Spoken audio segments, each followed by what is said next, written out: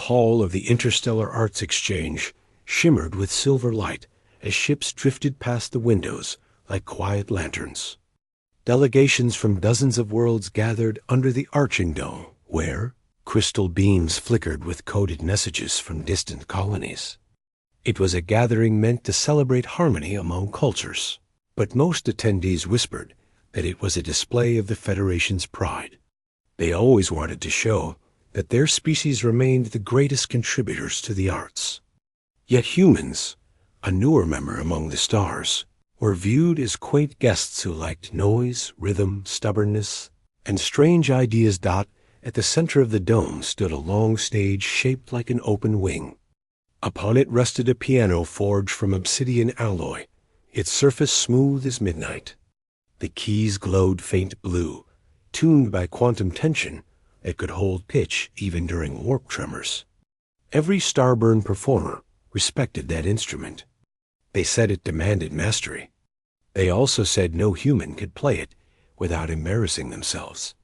The director of the hall, a tall man named Rallin, spent years upholding that belief.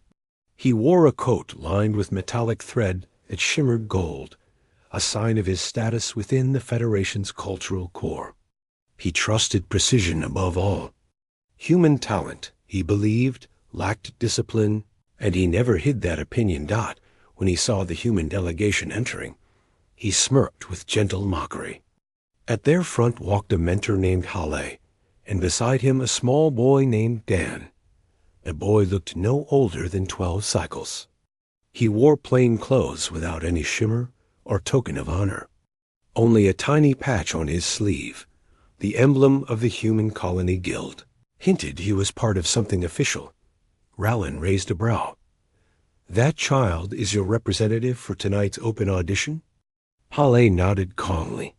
"He has learned what he needs." Rallin laughed sharply. "If he plays that piano, I will bow right here. The Federation has spent centuries mastering quantum-tuned instruments. You humans rush too quickly. Young ones should not be thrown into contests they cannot understand." Dan did not react. He gazed at the immense hall, the towering pillars, the alien audience with luminous eyes, and the obsidian piano beneath the stage lights.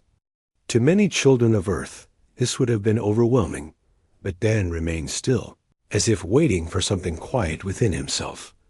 The performances that came before him were dazzling. A pair of avian twins from the Teller Cliffs produced a duet of spinning harmonics. Their wings created soft vibrations in the hall as they pressed the glowing keys with feather tips. The audience murmured with appreciation. Next came a crystalline being from the Orin, Reef, who shaped resonant tones through shifting facets. Each note emerged like a drop of shining water. Rallin applauded these displays. They represented mastery, control, age-old expertise.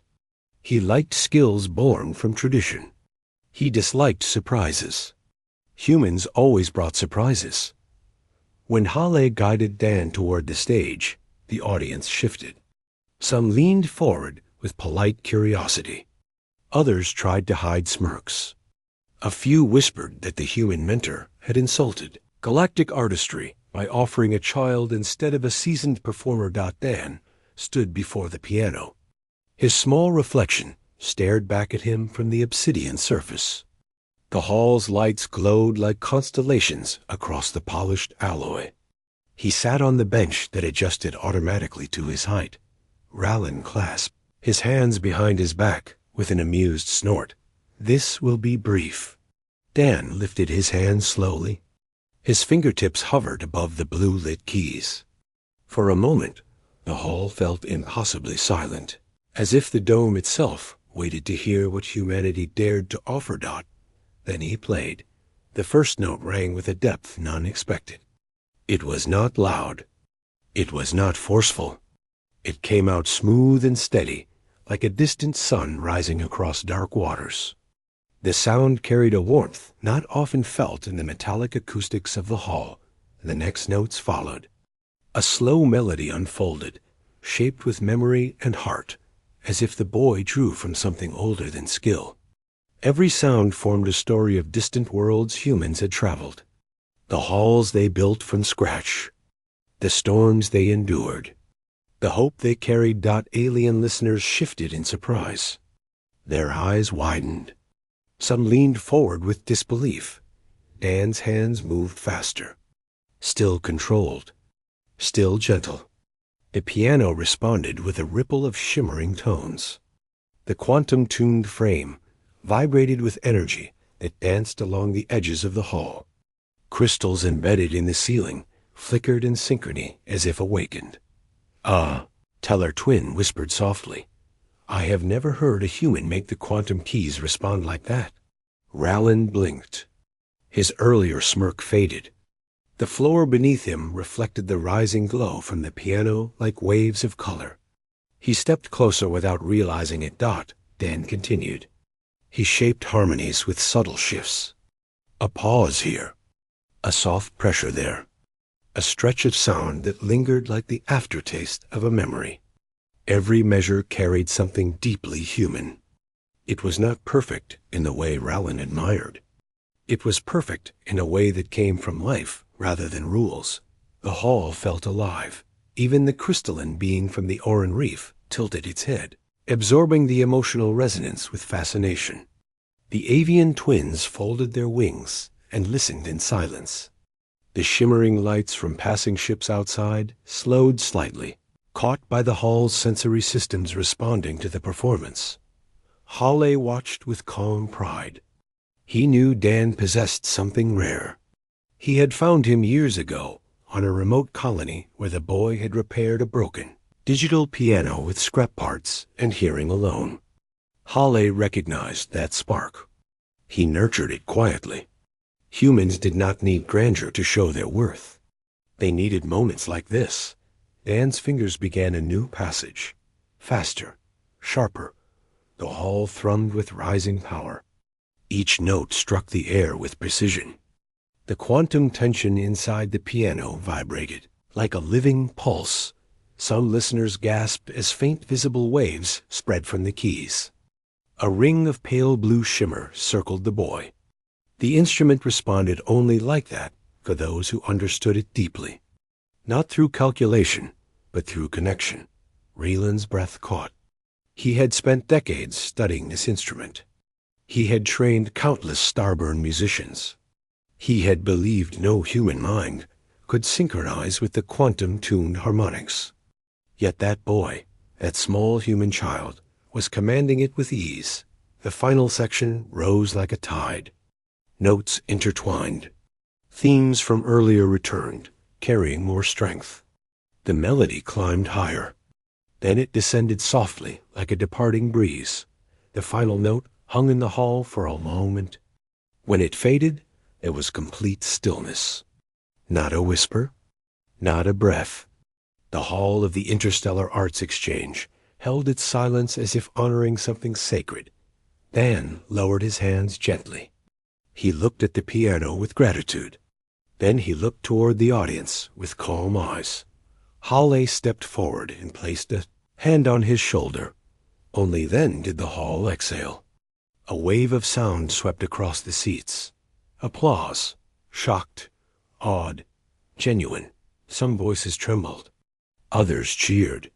The avian twins lifted their wings as a sign of respect. The crystalline being shifted colors in acknowledgement. Even the hardened Federation officials clapped with rare sincerity. Raylan remained frozen, his posture rigid, his pride cracked. He looked at the obsidian floor beneath him. He remembered his own words. If he plays that piano, I will bow right here. Some audience members glanced at him with raised brows. Others stared directly, wondering if he would honor his statement. Hale watched without pressure. Dan simply waited. Rallin moved slowly toward the boy. Step by step, his coat no longer shimmered with arrogance. He stopped before the human child who had done what he believed impossible. He lowered himself. He bowed.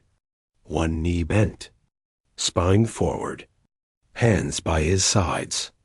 A full formal bow of the Federation Arts Council. Gasps filled the hall. A few even applauded louder for the act itself. Rallin spoke clearly. You have shown mastery. You have shown heart. I acknowledge the brilliance your species carries. Dan bowed back politely. He did not smile widely nor boast. He simply honored the gesture. Howe stepped forward. Humanity grows. We always grow, but not through comparison, through expression, through learning, through daring to try.